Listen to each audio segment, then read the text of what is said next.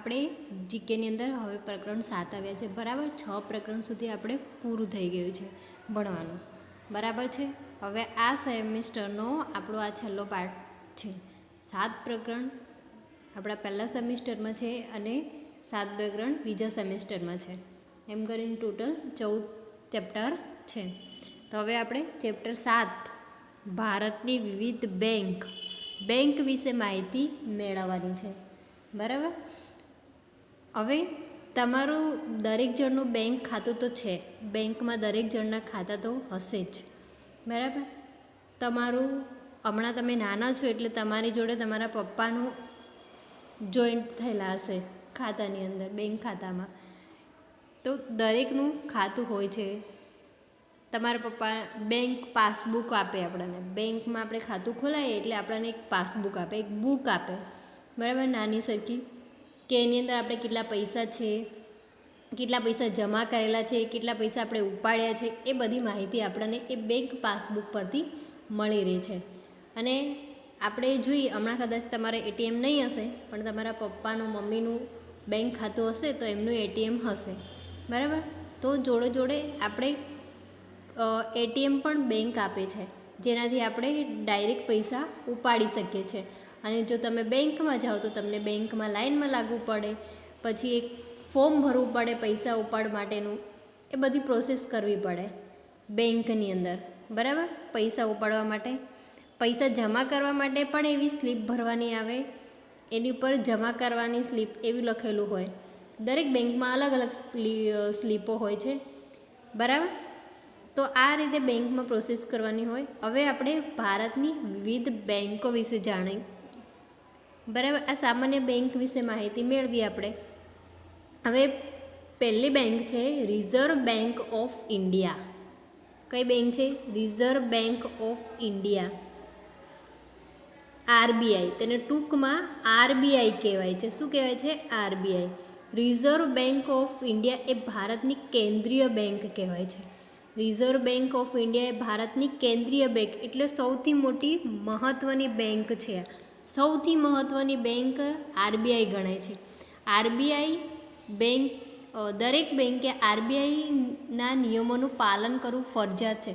ભારતની અંદર જે પણ બેંક છે, નાની મોટી બરાબર, કોઈ પણ બેંક હોય તો તે એ દરેક બેંકને આ આરબીઆઈ જે નિયમો બનાવે એ નિયમોનું પાલન કરવું પડે. દરેક બેંકને આ આરબીઆઈના નિયમો લાગુ પડે છે. જેમ કે આપણે સ્કૂલમાં ભણીએ તો આપણે સ્કૂલમાં આપણી સંસ્થા છે બરાબર, અનાજ મહાજનની સંસ્થા છે. તો આપણી દરેક સ્કૂલમાં આપણી આ સ્વનિર્ભર સ્કૂલ, મોટી સ્વનિર્ભર school, MYRL, Jiruwala, urban bank, girls high school બરાબર, આરપીઆઈ, એ બધી બેંકોને આપણે કયા નિયમો લાગુ પડે? આપણી સંસ્થાના નિયમો લાગુ પડે. એવી જ રીતે આ આરબીઆઈના નિયમો દરેક બેંકોને લાગુ પડે. આરબીઆઈ જે નિયમ બનાવે તો એ નિયમો દરેક બેંકોને લાગુ પડે. આપણે પણ આપણી સંસ્થા જે નિયમો બનાવે કે આપણે યુનિફોર્મ પહેરવાનો છે, આટલા વાગ્યાનો ટાઈમ રાખવાનો છે બરાબર, આટલી ફી ભરવાની છે, એ બધું આપણી સંસ્થા નક્કી કરે બરાબર. એવી રીતે અહીંયા આરબીઆઈ નક્કી કરે એટલે દરેક બેંકોને તેમનું કહેવું માનવું પડે છે. હવે આરબીઆઈની શરૂઆત આરબીઆઈ જે છે એ નિયમ ક્યારે બન્યો? 1934માં આરબીઆઈ એક્ટ બનાવવામાં આવ્યો. આરબીઆઈ એક્ટ બનાવવામાં આવ્યો એટલે કે આરબીઆઈ માટેનો નિયમ બનાવવામાં આવ્યો. અને એ કોણે કર્યો હતો? તે રોયલ કમિશન દ્વારા આનો પ્રસ્તાવ મૂકવા આવ્યો કે બેંક માટે નિયમો હોવા જોઈએ, કે બેંકને પોતાના કાનૂન હોવા જોઈએ. તો એ પ્રસ્તાવ કોને મૂક્યો? તો રોયલ કમિશન દ્વારા એનો પ્રસ્તાવ થયો અને તેની સ્થાપના થઈ 1 એપ્રિલ 1935માં. પહેલાં એક ખાનગી બેંક તરીકે તે શરૂઆત થઈ હતી. આ બેંકની એક ખાનગી બેંક તરીકે 1 એપ્રિલ 1935માં શરૂઆત થઈ અને તેનો નિયમ બનાવવામાં આવ્યો 1934માં બરાબર. અને આ બેંક વિશ્વની 100 બેંકો, જે વિશ્વની સૌથી મોટી 100 બેંક છે તેમાં આ બેંકનો સમાવેશ થાય છે. આ રિઝર્વ બેંક ઓફ ઇન્ડિયા એનો આપણા જે વિશ્વની 100 બેંક છે, સૌથી મોટી બેંકો, એમાં આપણી આરબીઆઈનો સમાવેશ થાય છે. આ બેંક જ્યારે શરૂઆત થઈ ત્યારે 5 કરોડની મૂડીથી આ બેંકની શરૂઆત કરવામાં આવી હતી અને તેનું હેડક્વાર્ટર, આ બેંકનું હેડક્વાર્ટર છે બોમ્બેમાં 1937થી. બરાબર. અને આ બેંકનો હિસાબ જુલાઈથી લઈને જૂન સુધી ગણાય છે. આપણે આમ તો આપણે હિસાબી મહિનો આપણે માર્ચને ગણીએ. બરાબર. માર્ચ એન્ડિંગ એવું બધા બોલે છે ને, તમારા ઘરમાં મમ્મી પપ્પા બી બોલતા જ હશે, માર્ચ એન્ડિંગ છે, હિસાબી મહિનો છે. માર્ચને આપણે હિસાબી મહિનો ગણતા હોય, એટલે માર્ચમાં દરેક બેંકોનું હિસાબ કિતાબ થતું હોય છે. બરાબર. કોઈ પણ સંસ્થામાં માર્ચમાં થતું હોય છે, પણ આ આરબીઆઈનું જુલાઈથી લઈને જૂનમાં થાય છે એનો હિસાબ કિતાબ. આખા વર્ષનું જે હિસાબ કિતાબ છે એ ક્યારે થાય? જૂનમાં થાય છે અને શરૂઆત જુલાઈથી થાય છે. બરાબર. અને આપણે શરૂઆત એપ્રિલથી થાય અને માર્ચમાં એન્ડિંગ થાય છે. તો આ સામાન્ય માહિતી આપણે રિઝર્વ બેંકની મેળવી. હવે જોઈએ કે આ બેંકની સ્થાપના 1 એપ્રિલ 1935માં થઈ અને તેનું રાષ્ટ્રીયકરણ 1/1/1949માં. રાષ્ટ્રીયકરણ એટલે એને મહત્વતા આપી કે આ બેંક મહત્ત્વની ગણાય, એટલે રાષ્ટ્રીય બેંક તરીકે. રાષ્ટ્રીયકરણ એટલે કે એની સ્થાપના, એને માન્યતા મળી કે આ બેંક વ્યવસ્થિત છે, સારી, એની યોગ્યતા બરાબર છે, એટલે એને માન્યતા મળી ગઈ. અને તેના પ્રથમ ગવર્નર સર ઓસબોર્ન આર્કલ સ્મિથ હતા. પ્રથમ ગવર્નર સર ઓસબોર્ન આર્કલ સ્મિથ. અને પ્રથમ ભારતીય ગવર્નર પૂછે તો સીડી દેશમુખ આવે, સીડી દેશમુખ. અને પ્રથમ ગુજરાતી ગવર્નર આવે તો ઉર્જિત પટેલ. બરાબર. પ્રથમ ગુજરાતી ગવર્નર ઉર્જિત પટેલ. અને હમણાં હાલના જે ગવર્નર છે તો શક્તિકાંત દાસ. આપણા આરબીઆઈના હાલના ગવર્નર શક્તિકાંત દાસ. આ જે ગવર્નર છે તે જે આપણી ચલણી નોટો આવે છે એની પર સાઇન કરે છે. તમે દેખજો, તમારી જે હમણાં નવી છપાયેલી નોટો હશે તેની પર એમની સાઇન હશે. બરાબર. આ ગવર્નર. અને આ આરબીઆઈ શું કરે? ચલણી નોટો છાપે, સિક્કાઓ પણ છાપે. નોટ છાપવાનું કામ કોણ કરે? આરબીઆઈ બેંક કરે. એ જ નક્કી કરે કે આટલી નોટો છાપવાની છે, આટલી નોટો, આટલું ચલણ લાવવાનું છે, કે આટલી નવી નોટો બદલવાની છે. એ બધું કાર્ય કોણ કરે? આરબીઆઈ કરે. હવે એના કાર્ય વિશે જોઈએ કે સરકાર, રાજ્ય સરકાર, સહકારી બેન્કો, વ્યાપારી બેન્કોના બેન્કર તરીકે કાર્ય કરે છે. આરબીઆઈ બેંક એ બેન્કોની બેંક ગણાય છે. બરાબર. કંઈ પણ ધિરાણ લેવું, કોઈ બેંકને કોઈ પૈસા લેવા હોય તો આ આરબીઆઈ પાસેથી લઈ શકે છે. રૂપિયાનું વિનિમય મૂલ્ય સાચવનાર સંસ્થા છે. બરાબર. રૂપિયા ભારતની નાણાં વિષયક કાર્યનીતિ ઘડનાર અન્ય બેન્કો પર દેખરેખ અને નિયંત્રણ રાખે છે. આરબીઆઈ જે ભારતની દરેક બેંક છે એની પર દેખરેખ રહેવાનું કામ કરે છે, તેની પર નિયંત્રણ રાખે છે કે તમે આટલું વ્યાજ ન લઈ શકો, આટલું વ્યાજ તમારે લેવું પડે. એ બધું નિયંત્રણ અને દેખરેખ, બેંક સારી રીતે કાર્ય કરે છે કે નહીં, એ બધું નિયંત્રણ કોણ કરે? આરબીઆઈ કરે દરેક બેન્કો પર. આંતરરાષ્ટ્રીય નાણાં ભંડોળમાં ભારતનું પ્રતિનિધિત્વ કરે છે. 1 રૂપિયાથી 2000 રૂપિયા સુધીની નોટોનું નિયમન કરે છે. 1 રૂપિયાની નોટથી લઈને 2000 રૂપિયાની નોટ સુધી તે નિયમન કરે, એટલે તે છાપે છે, બનાવે છે. બરાબર. આ તો હતી આપણી આરબીઆઈની વાત. હવે તમારે આમાં યાદ રાખવાનું કે તેની સ્થાપના ક્યારે થઈ, એનું રાષ્ટ્રીયકરણ ક્યારે, તેનું પ્રથમ ગવર્નર કોણ હતો, પ્રથમ ભારતીય ગવર્નર કોણ, પ્રથમ ગુજરાતી ગવર્નર કોણ અને હાલના ગવર્નર કોણ, એ વિશે તમારે માહિતી રાખવાની, યાદ રાખવાનું છે. હવે જોઈએ આપણે state bank of India, SBI.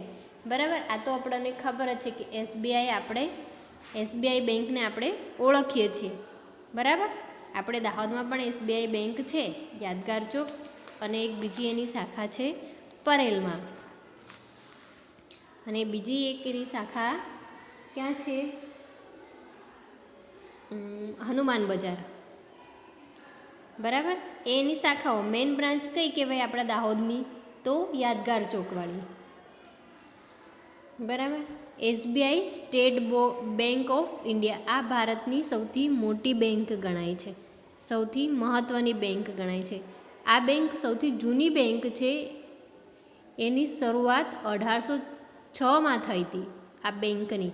એમાં ત્યારે એનું નામ હતું બેંક ઓફ કલકત્તા.